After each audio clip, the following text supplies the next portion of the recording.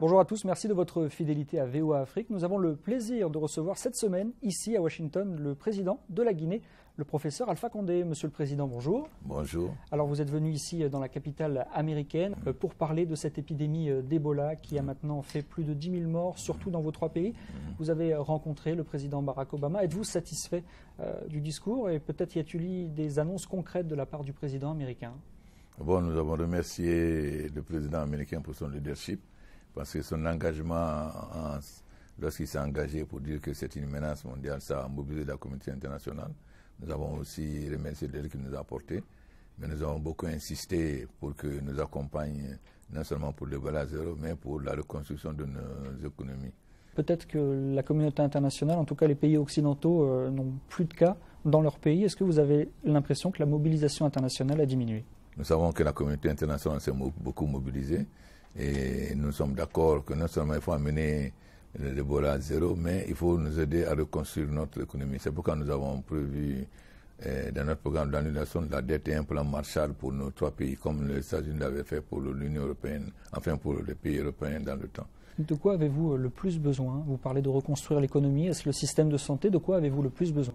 Nous avons besoin de reconstruire notre système sanitaire parce que c'est la faiblesse de notre système sanitaire qui a permis le développement de l'épidémie. Deuxièmement, notre système éducatif. Il y a aussi l'apport, parce que vous savez, il y a eu beaucoup de morts, il y a des orphelins, il y a des veuves, etc. Nous avons besoin aussi de reconstruire notre agriculture, nos infrastructures et les petites et moyennes entreprises.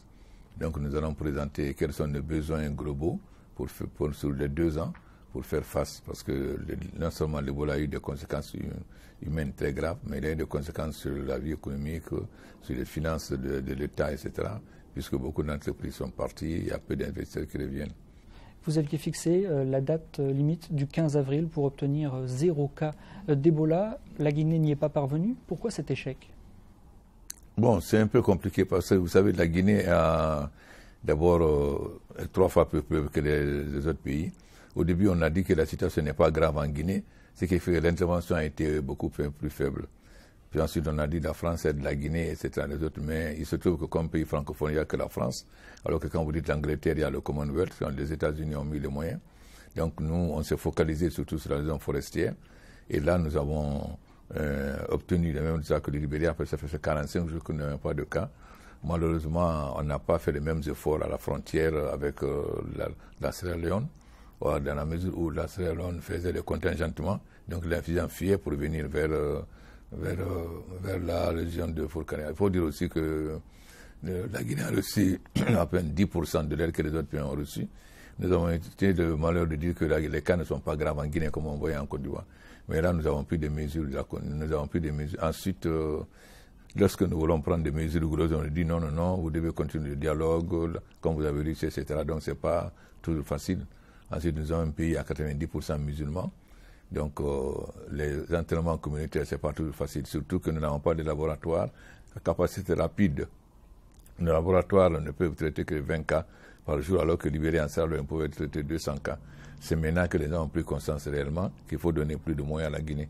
Là, nous sommes en train de faire de porte-à-porte à Fourcaria. C'est parce que de Fourcaria que viennent les différents cas. Hier, nous étions à 22 cas positifs. Donc, nous pensons qu'avec Fourcaria, ça va augmenter légèrement. Mais après, maintenant, on va atteindre la phase. Vous savez, comme ça avait beaucoup diminué et qu'en forêt c'était fini, les gens ont tendance à penser que l'Ebola était fini, alors que non. Il est plus facile de passer de 100 à 10 que de 10 à 0. Donc, c'est ça qui fait un peu le problème que nous avons actuellement. Et nous mettons le paquet parce que c'est surtout la frontière avec la Sierra Leone. On s'est focalisé sur la frontière avec le Libéria en forêt, mais on n'a pas fait les mêmes efforts sur la frontière, ce qu'on est en train de faire maintenant. Est-ce qu'aujourd'hui, vous êtes optimiste concernant un vaccin contre ce virus? Bon, il y a 2 vaccins qu'on a commencé à donner à tous les contacts, mais pour le moment, on ne peut pas savoir. Enfin, nous espérons que ça va donner un résultat, mais pour le moment, on attend de faire le bilan. Après un moment, des gens qui ont eu des vaccins. Vous savez, moi, je ne suis pas médecin, c'est les médecins qui vont faire le bilan pour ça. Surtout qu'il y a 2 vaccins, et vous savez toujours qu'il y a des concurrences entre les laboratoires pour savoir, etc. Bon, donc, nous avons décidé d'utiliser les 2 vaccins. Et nous allons bien voir dans quelques jours ce que ça va donner comme résultat. Est-ce que vous comptez prolonger la mesure d'urgence sanitaire qui avait été finalement mise en place dans 5 départements en Guinée? Non, on n'a pas mis dans 5 départements. On a voulu mettre dans 5 départements, mais on a eu tout de suite... vous savez, en Guinée, on a tout ce problème. Le Libéria et la Sierra Leone ont utilisé des mesures dures, et nous, on nous a tous déconseillé d'utiliser des mesures dures. Lorsqu'on a voulu simplement un peu renforcer, on nous a dit non, ça atteint le droit de l'homme. Donc, nous sommes victimes un peu de cette situation. Donc, nous avons fixé un délai pour pouvoir faire le porte-à-porte à Forcaria. Et même là, quand nous avons voulu faire dans les 5 communes, nous avons dit non, il faut commencer d'abord pour Forcaria comme exemple. Donc, on a tous ces problèmes. La Guinée doit continuer à dialoguer, à rassurer. Comme vous avez réussi en forêt quand même, vous devez continuer la même chose, ce qui n'est pas toujours très facile. Et aujourd'hui, quel est votre message aux Guinéens? Vous leur dites, d'ici fin 2015, il n'y aura plus d'Ebola dans le pays? Non, notre espoir, c'est réellement de finir l'Ebola avant la saison des pluies. Donc, en fait, c'est Forcaria qui en fait envoie les malades, tous les malades de Koya, de Conakry viennent de Forcaria. Si nous arrivons à résoudre le problème de Forcaria, nous allons résoudre le problème des autres communes, pensons. Autre sujet d'actualité en Guinée, bien évidemment, les manifestations de l'opposition lundi. Quelle est votre lecture des événements? Bon, vous savez, l'Ebola est un problème national. Nous avons lancé un appel à tout le monde, les sociétés civiles, les partis politiques, pour qu'on fasse l'union sacrée, parce que l'Ebola c'est une guerre, pour qu'on mène la guerre contre l'Ebola, afin de mettre fin à l'Ebola. Bon, évidemment, il est souhaitable que tout le monde se mobilise d'abord pour mettre fin à l'Ebola, ce qui n'explique pas, parce qu'au moment où on fait l'urgence sanitaire renforcée, normalement il ne devait pas avoir de manifestation ni de mouvement de foule. Mais vous savez, bon... Mais les forces de l'ordre ont-elles tiré à balles réelles sur les manifestants? Ce n'est pas vrai. Vous regardez les forces de l'ordre, vous pouvez prendre des films, vous avez des collaborateurs là-bas. L'armée est casernée et la gendarmerie et la police n'ont pas d'armes. Ils ont les armes non létales, c'est-à-dire les grenades lacrymogènes. Par contre, vous avez des civils qui tirent sur les gendarmes avec des fusils de chasse. Si vous allez, beaucoup de diplomates peuvent vous confirmer qu'ils ont été voir les gendarmes à l'hôpital. Maintenant, je ne sais pas d'où viennent ces informations de dire qu'on a tiré. Dans aucun des hôpitaux, il n'y a eu aucun seul mort. Et les gendarmes ne tirent pas à balles réelles. Nous avons donné des véhicules blindés aux gendarmes, ils sont protégés. Par contre, c'est eux qui reçoivent des pierres. On évite justement, les gendarmes évitent nous faisons ce qu'on appelle le maintien d'ordre civilisé, c'est-à-dire les grenades lacrymogènes, les bâtons. Mais les gendarmes n'en ont pas tiré. Depuis que moi je suis venu, je ne permets pas que les gendarmes soient armés. Alors l'opposition a suspendu ces manifestations, elles reprendront lundi. Quels sont vos rapports avec l'opposition? Est-ce vraiment ce degré de tension avec les leaders de l'opposition, notamment les 3 anciens premiers ministres? Bon, vous savez, on a mis en place une commission. On s'était mis d'accord sur le choix de l'opérateur économique le opérateur opérationnel par appel de ce qui a été fait. On s'est mis d'accord sur la lutte contre l'impunité. On s'est mis d'accord sur un comité de veille qui va suivre la CENI. Donc, les élections en Guinée, ça dépend de la CENI. Le gouvernement n'a rien à voir dedans. La CENI propose des dates à tous les partis. Et si je pense qu'ils peuvent le faire, je prends le décret. Donc, le ministre de la Justice est chargé d'animer le dialogue. Le Premier ministre a fait encore appeler au dialogue. Donc, moi, je laisse les gens qui sont chargés du dialogue continuer le dialogue. On a bien compris que la CENI était indépendante de par son statut, mais quelle est votre position? Vous êtes garant de l'unité nationale. On sent qu'il y a une crispation concernant cette question du calendrier électoral. À titre personnel, seriez-vous favorable à une inversion avec l'organisation d'un scrutin local avant la présidentielle? Écoutez, la CENI a présenté un organigramme que tout le monde a vu. Avec toute la meilleure volonté du monde, la CENI a démontré qu'on peut techniquement organiser les élections communales avant 2016. Mais le chronogramme est là.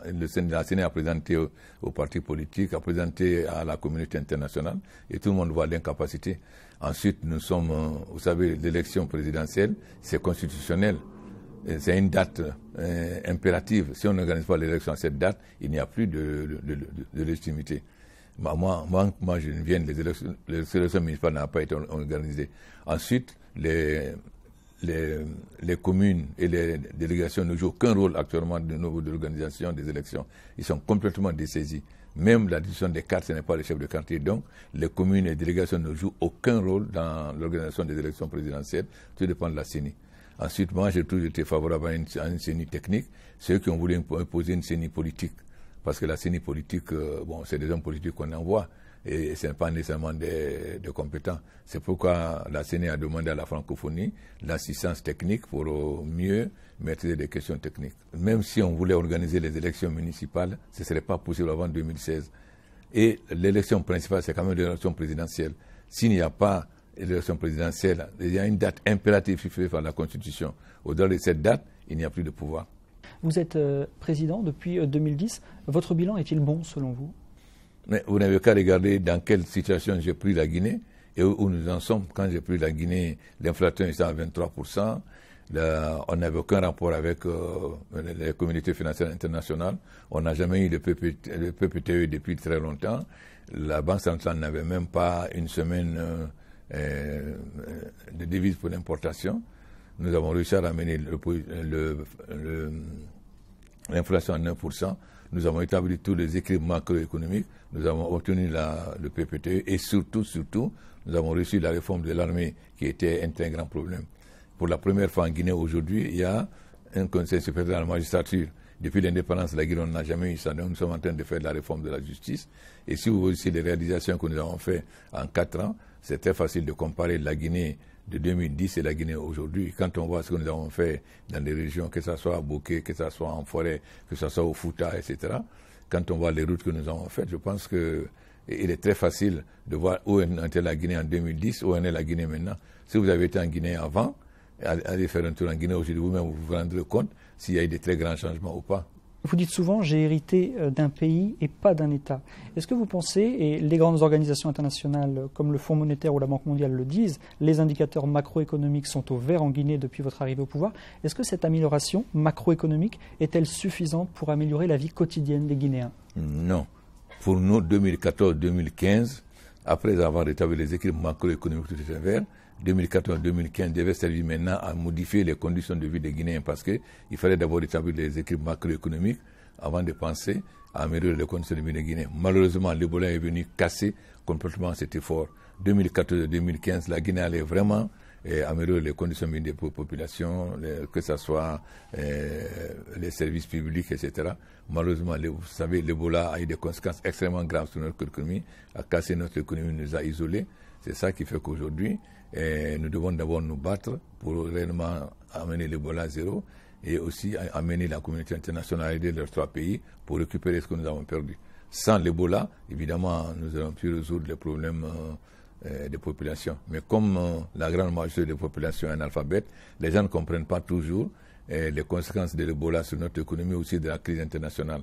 Par exemple, le prix du fer est passé à baisser de moitié. Or, le fer est une de nos ressources principales. Bon, évidemment, la bauxite est encore un peu.